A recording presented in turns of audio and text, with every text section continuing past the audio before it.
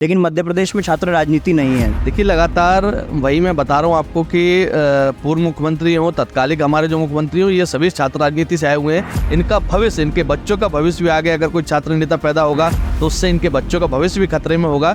कैसी चल रही है एनएसयूआई का जो काम स्टूडेंट्स के बीच में उनको न्याय, उनको अधिकार, उनको हक दिलाने का है, वो लगातार हम लोग दिला रहे हैं। आपके इस अभियान लॉन्चिंग में जीतू पटवारी भी थे, नए प्रदेश अध्यक्ष के साथ।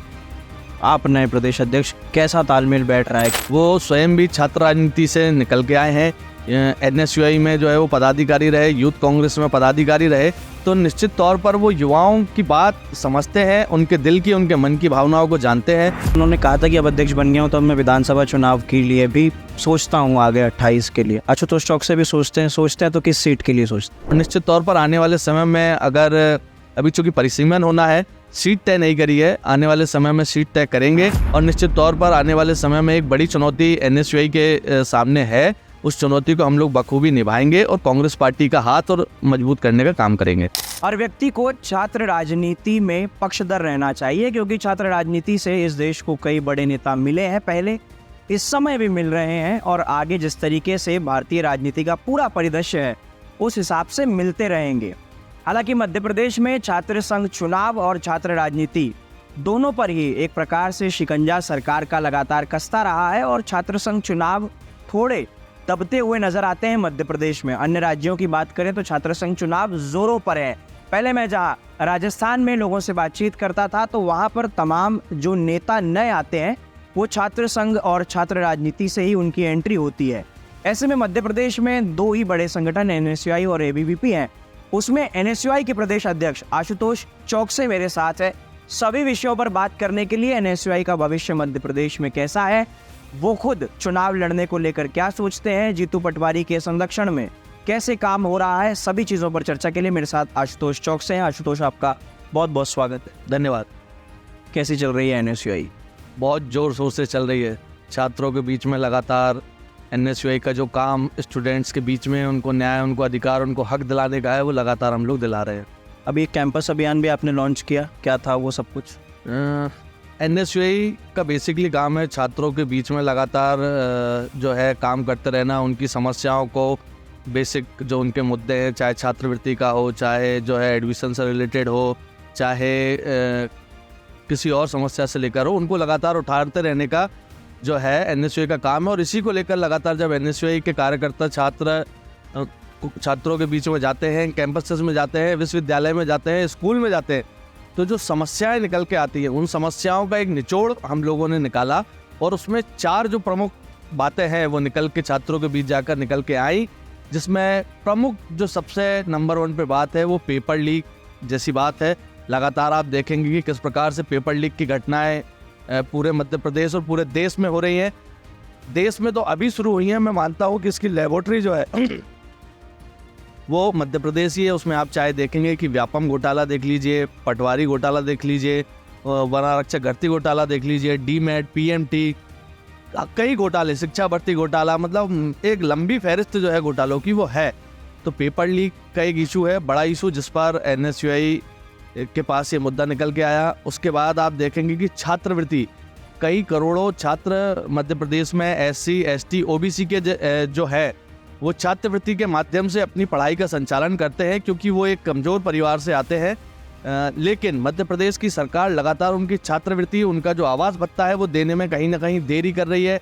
कहीं ना कहीं उनको इस बात से वंचित रहना पड़ रहा है, जिससे कि कई छात्र जो है वो पढ़ाई से, अपने भविष्य बनाने से वंचित रह जा रहे हैं। तो एक ये इशू है। दूसरा, आप देखेंगे कि छात्र संघ चुनाव की जिसमें आपने शुरुआत करी, मध्य प्रदेश का पूर्व मुख्यमंत्री शिवराज सिंह चौहान, जो कि लगातार 20 साल मध्य प्रदेश में मुख्यमंत्री रहे, वो छात्र राजनीति से आते थे। मैं उसकी बात इसीलिए कर रहा था क्योंकि एनएसयूआई के जब मैं राष्ट्रीय कार्यकारिणी देखता हूँ तो उसमें मध्य प्रदेश से मुझे पता नहीं क्यों कमतर लोग नज़र आते हैं, कम लोग नज़र आते हैं। आप देखिए, जो लोग एनएसयूआई की राष्ट्रीय कार्यकारिणी में है वो उत्तर प्रदेश, राजस्थान, हरियाणा, ये बेल्ट से ज़्यादा आते हैं, क्योंकि यहाँ पर छात्र संघ चुनाव है। उन्हें अपना जो उनका साहस है वो प्रदर्शन करने का मौका मिलता है, वो राज्य से निकलकर केंद्र में आ जाते हैं। लेकिन मध्य प्रदेश में छात्र राजनीति नहीं है, तो ऐसे में जब यही नहीं हो तो एनएसयूआई का एक व्यक्ति आगे बढ़ने की कैसे सोचे? देखिए, लगातार वही मैं बता रहा हूँ आपको कि पूर्व मुख्यमंत्री हो, तत्कालिक हमारे जो मुख्यमंत्री हो, ये सभी छात्र राजनीति से आए हुए हैं। लेकिन उसके बाद भी मध्य प्रदेश में छात्र राजनीति को दबाए हुए हैं। ये नहीं चाहते कि कोई छात्र नेता कैंपस में तैयार हो जो इनकी रीति नीति, इनकी जो छात्र विरोधी नीतियां हैं उनके खिलाफ आवाज़ उठा सके और एकजुटता के साथ छात्रों को लामबंद कर सके।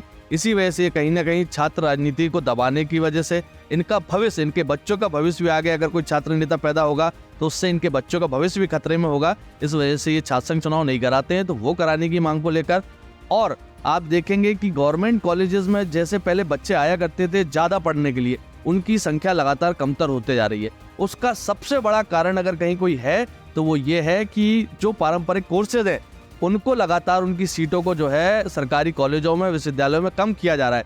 इसका बहुत बड़ा कारण ये है कि कहीं ना कहीं जो बच्चे कम फीस में सरकारी कॉलेज और विश्वविद्यालय में शिक्षा प्राप्त कर लेंगे उसकी जगह उनको जो है वहाँ एडमिशन नहीं मिलेगा सीटें कम होने की वजह से, इसलिए उनको प्राइवेट यूनिवर्सिटीज़ की तरफ मूव करना पड़ेगा। तो इस सरकार की सोची समझी एक साजिश है कि गवर्नमेंट यूनिवर्सिटीज़ में सीट कम करी जाए ताकि जो बच्चे यहाँ एडमिशन ना ले पाए उनको प्राइवेट यूनिवर्सिटीज़ में मोटी फीस देकर पढ़ाई करना पड़े। तो सबको शिक्षा, सबको प्रवेश, एक ऐसा 4 सूत्रीय जो मांग को लेकर हम लोग ने एक मांग पत्र स्टूडेंट चार्टर तैयार करा है, जिसको कैंपस चलो अभियान के माध्यम से हम लोग हर कॉलेज में, हर विश्वविद्यालय में, हर यूनिवर्सिटी में लेके जाने वाले हैं। और इसके हमने 4-5 स्टेप बनाए हैं जिसके माध्यम से हम छात्रों के बीच में जाएंगे और उनको इस मुद्दे से जोड़कर, संगठन से जोड़कर एक बड़ा आंदोलन, अगर इतने दिनों में अगर सरकार हमारी इन मांगों को नहीं मानती है तो एक बड़ा आंदोलन का रूप हम लोग भोपाल में इसको लेंगे।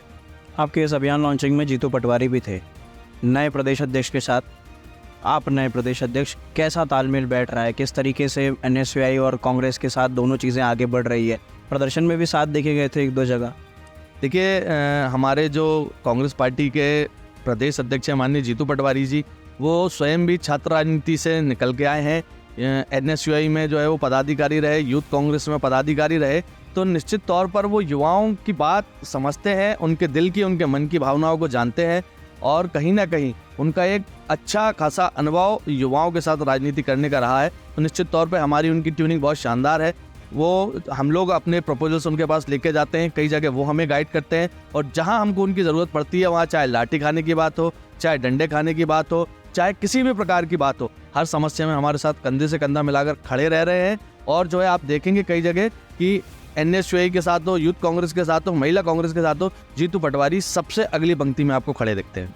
मैं राजस्थान के एनएसयूआई प्रदेश अध्यक्ष विनोद जाखड़ जब बने थे तो उनका इंटरव्यू कर रहा था। मैंने कहा कि अब तो आप अध्यक्ष बन गए। उनके अध्यक्ष बनने के 3-4 घंटे में इंटरव्यू हुआ था जब वो जयपुर आए थे। तो उन्होंने कहा था कि अब अध्यक्ष बन गया हूँ तो अब मैं विधानसभा चुनाव के लिए भी सोचता हूँ, आगे 28 के लिए। आशुतोष चौक से भी सोचते हैं तो किस सीट के लिए सोचते हैं? देखिए, निश्चित तौर पर विनोद जाखड़ मेरे बहुत अच्छे मित्र हैं, एक लंबे समय से वो मेरे दोस्त रहे हैं। इसके पहले वो छात्र संघ चुनाव जीतकर राजस्थान विश्वविद्यालय के अध्यक्ष भी रहे, दलित जाति से आते हैं। निश्चित तौर पर राजस्थान की राजनीति का एक परिवेश इस प्रकार का है कि वहाँ जो छात्र राजनीति में अग्रसर रहता है, चुनाव के लिए उसकी इच्छाएं, भावनाएं ज़्यादा बढ़ जाती हैं और चली जाती है, क्योंकि वहाँ की परिपाटी जो है राजनीति की उस प्रकार की रही है। मध्य प्रदेश में भी निश्चित तौर पर इस प्रकार की चीज़ें होती रही हैं। कांग्रेस पार्टी हमेशा युवाओं को, जो युवाओं की लड़ाई लड़ना जानते हैं, ऐसे लोगों को मौका देना चाहती है।